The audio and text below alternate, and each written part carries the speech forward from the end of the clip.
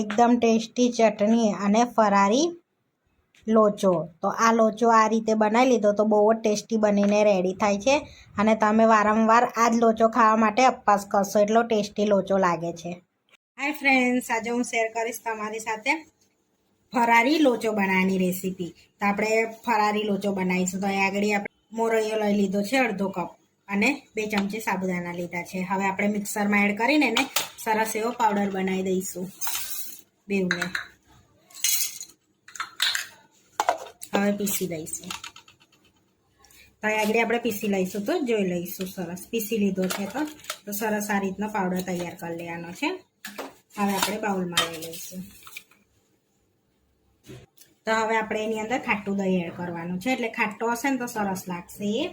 અહીંયા 3 ચમચી જેવું મેં ખાટું દહીં એડ કર્યું છે. તમે છાશ પણ એડ કરી શકો છો.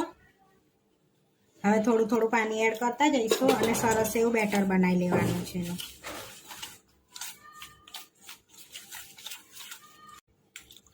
તો બેટર થોડુંક પતલું રાખવાનું છે એટલે સરસ લોચો થશે. સાથે આપણે ચટણી ફરારી બનાવીશું. હવે એની અંદર ફરારી મીઠું એડ કરીશું થોડું અને મિક્સ કરી દઈશું. તો આપણે સરસ એવું બેટર રેડી છે. હવે 10 મિનિટ માટે રેસ્ટ આપીશું એટલે સરસ પલળી જશે. આપણે બેટરને રેસ્ટ આપે છે ત્યાં સુધી ફરારી ચટણી બનાવી લઈશું.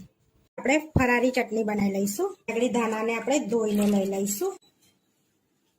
થોડો ફુદીનો લઈ લઈશું. લીલા મરચાં લઈશું તીખા. અહીંયા મારી જોડે આદુની પેસ્ટ છે એ એડ કરું છું મેં. થોડા સિંગદાણા એડ કરીશું. 2 ચમચી આપણે લીંબુનો રસ એડ કરીશું. બીજી ચમચી થોડુંક ફરારી મીઠું એડ કરીશું.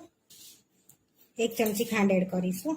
હવે અંદર આઈસ ક્યુબ એડ કરીશું આપણે અને થોડુંક ઘૂંટા જેવું પાણી એડ કરીશું અને સરસ પીસી લઈશું. આઈસ ક્યુબ એડ કરવાથી એનો ગ્રીન કલર રહે. તો આપણે ચેક કરી લઈશું. આપણી સરસ એવી થીક ચટણી પીસાઈ ગઈ છે. એની થીક ચટણી આપણે રાખવાની છે. આપણે 10 થી 15 મિનિટ થઈ ગયા છે રેસ્ટ આપે. તો હવે જોઈ લઈશું આપણે. તો જોઈ શકો છો સરસ એવું બેટર આપણે રેડી છે. હવે એની અંદર આપણે આદુ અને મરચાંની પેસ્ટ એડ કરીશું અને મિક્સ કરી દઈશું. પહેલાં આદુ મરચાંની પેસ્ટ એડ કરીને હવે ઈનો એડ કરીશું એની અંદર થોડોક, અડધી ચમચી જેવો.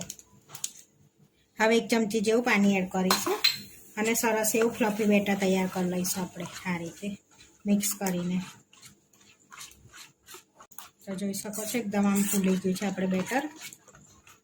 હવે આપણે જે પ્લેટમાં એડ કરવાનું છે ને એમાં આપણે થોડુંક તેલ લગાડી અને સરસ એને તેલથી ગ્રીસ કરી દઈશું પ્લેટને આ રીતે. તો અહીંયા સરસ તેલથી ગ્રીસ કરી દીધી છે પ્લેટને. હવે એની અંદર આપણે બેટર એડ કરી દઈશું. તો અહીં આગળ આપણે બેટર લઈ લીધું છે. હવે થોડોક મરી પાવડર સ્પ્રિંકલ કરી લઈશું ઉપર આ રીતે. થોડાક તલ એડ કરીશું અને થોડુંક લાલ મરચું એડ કરીશું. તમે ખાતા હોય તો અંદર એડ કરો અને ના ખાતા હોય તો નહીં. થોડુંક સ્પ્રિંકલ કરી લઈશું આ રીતે. હવે આપણે એને સ્ટીમ કરી લઈશું. તો અહીંયા પહેલેથી પાણી ગરમ કરવા મૂક્યું છે તો સરસ પાણી ગરમ થઈ ગયું છે. તો હવે આપણે પ્લેટ મૂકી દઈશું એની અંદર.